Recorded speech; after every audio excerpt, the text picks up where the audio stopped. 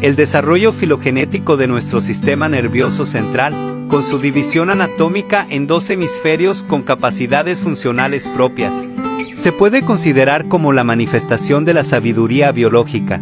Jean-Paul Despins.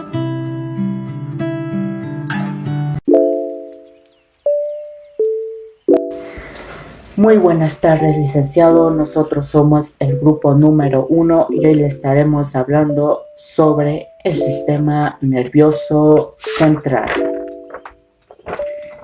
Pero antes de poderles explicar un poco sobre el sistema nervioso central, primero les estaré dando un breve concepto del sistema nervioso.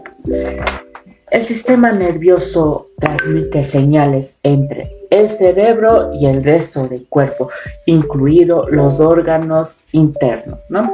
De esta manera, la actividad del sistema nervioso controla la capacidad de moverse de un lado hacia otro lado, ¿no? Tiene la capacidad de respirar, de ver, de pensar y mucho más, ¿no? La unidad básica del sistema nervioso es la neurona, ¿no? Ahora sí les estaré explicando sobre el sistema nervioso central. El sistema nervioso central es el centro de comando del organismo. Es una parte del sistema nervioso cuya función es analizar e integrar información del medio interno y externo para así generar una respuesta coordinada a la información percibida, ¿no? El sistema nervioso central está conformado por el cerebro y la médula espinal. Y los cuales se desempeñan como el control de procesamiento principal para todo el sistema nervioso y controla todas las funciones del cuerpo. El encéfalo. El encéfalo es sumamente complejo. Se puede decir que este controla todas las funciones de un ser humano, lo que pensamos, lo que sentimos, incluso lo que aprendemos o recordamos. Está formado por miles de millones de células nerviosas y está protegido por el cráneo, el cual son huesos que forman la cabeza. Está compuesto por tres partes principales, que son el cerebro, el cerebelo y el tronco encefálico. El cerebro. El cerebro es la parte más grande del encéfalo. Una gran parte del cerebro es la corteza cerebral, que también es conocida o llamada como materia gris. La corteza tiene 4 áreas, llamadas lóbulos, que actúan de forma conjunta para poder así forjar la personalidad de una persona. Cada lóbulo procesa un tipo de información diferente. El lóbulo frontal. Participa en el pensamiento complejo como en la imaginación, la toma de decisiones y el razonamiento. Este está ubicado detrás de la frente. Después sigue el lóbulo parietal. Este procesa información del tacto, el gusto y la temperatura. Este se encuentra en cambio ubicado detrás del lóbulo frontal. El lóbulo temporal, por su parte, este nos permite comprender los sonidos, el lenguaje, en el reconocer objetos, incluso en el crear recuerdos. Finalmente, el lóbulo occipital, este procesa la luz y otra información visual que llega desde los ojos y este nos permite saber qué estamos viendo. Se encuentra en la parte superior del encéfalo. Por otro lado, el cerebro tiene dos mitades llamadas hemisferios. El hemisferio izquierdo es quien controla los movimientos del lado derecho del cuerpo y el hemisferio derecho, por el contrario, es quien controla los movimientos del lado izquierdo. Ahora, el cerebelo. El cerebelo está detrás del cerebro y este controla el equilibrio, el movimiento, la coordinación y otras funciones motoras complejas. El cerebelo también procesa información proveniente de otras áreas del cerebro, de la médula espinal y de los receptores sensoriales con el fin de indicar el tiempo exacto para realizar movimientos coordinados. Y finalmente el tronco encefálico. Este contiene los núcleos de los nervios craneales, regula funciones vegetativas y contiene tractos nerviosos. El tronco encefálico también conecta con la médula espinal. Este está conformado por el mesencéfalo, que controla y coordina todos los mensajes que llega al cerebro, y los que sale hacia la médula espinal, el puente de Barolio que sirve como enlace de comunicación y el bulbo raquídeo que controla las actividades de respiración. Y hay muchas otras partes más pequeñas del encéfalo que cumplen funciones importantes. Entre ellas está el tálamo, que recibe mensajes sobre los sentidos como la vista, el oído, el tacto. Después sigue el hipotálamo, que controla el pulso del apetito y los patrones del sueño. En cambio, al hablar de la glándula pituitaria, que genera las hormonas que controlan el crecimiento, el metabolismo, el equilibrio del agua y minerales, y la que produce la respuesta al estrés. La médula espinal es una estructura alargada que forma parte del sistema nervioso central. Se extiende desde la base del cerebro hasta la mitad de la espalda y está protegida por vértebras de la columna vertebral. Esta funciona como un conducto vital entre el cerebro y el resto del cuerpo. Nos permite la transmisión de impulsos nerviosos que controlan las funciones corporales y corresponden a estímulos externos. La médula espinal es muy esencial para la coordinación de los movimientos, la transmisión de información sensorial y la ejecución de los reflejos. Algunas funciones que realiza la médula espinal son los reflejos simples. La médula espinal es responsable de muchos reflejos autónomos, como el reflejo rotuliano. Otra función sería el control motor. La médula espinal coordina los movimientos musculares, voluntarios y los reflejos. Estos nos permiten acciones como el caminar, el correr, el escribir y otros movimientos que sean coordinados. La médula espinal cervical es una parte de la médula espinal que se encuentra en la región del cuello, específicamente en la columna cervical.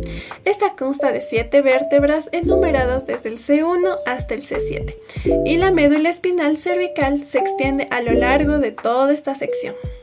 Un ejemplo de esto sería el centro de control para la función autónoma.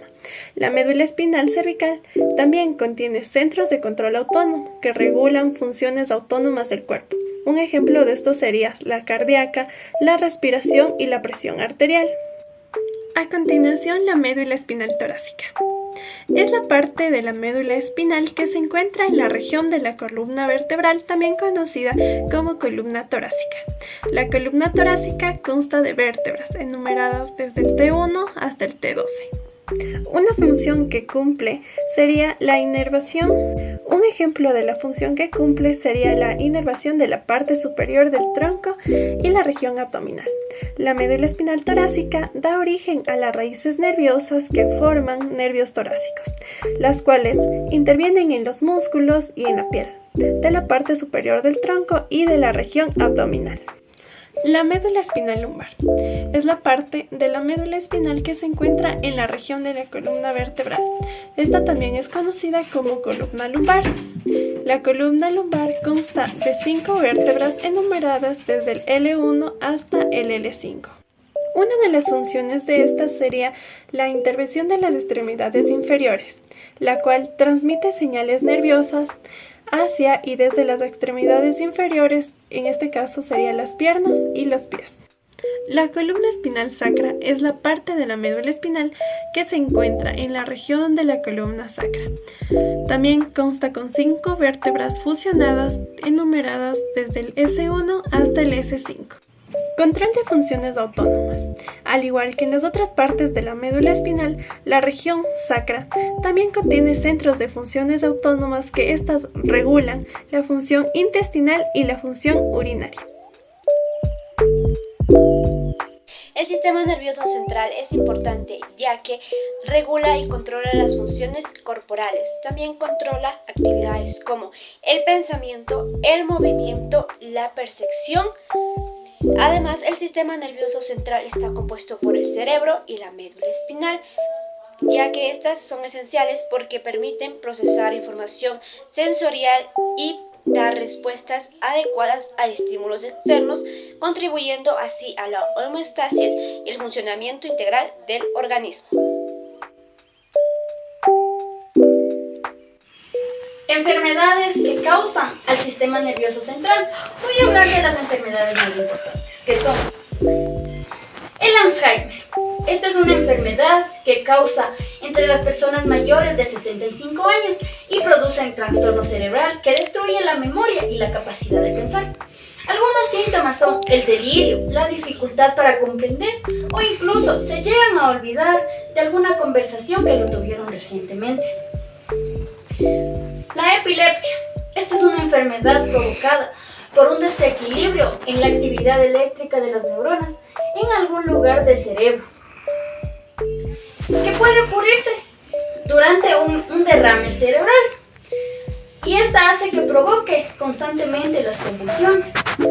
Los síntomas que provoca la epilepsia es el desmayo del cuerpo, el hormigueo, dolor de la cabeza y la pérdida del conocimiento. La meningitis es una inflamación de la membrana y del cerebro en la médula espinal, ya que esta requiere de una atención inmediata, porque la meningitis puede ocasionar la muerte en menos de 24 horas. Sus síntomas son la fiebre, las náuseas y el vómito.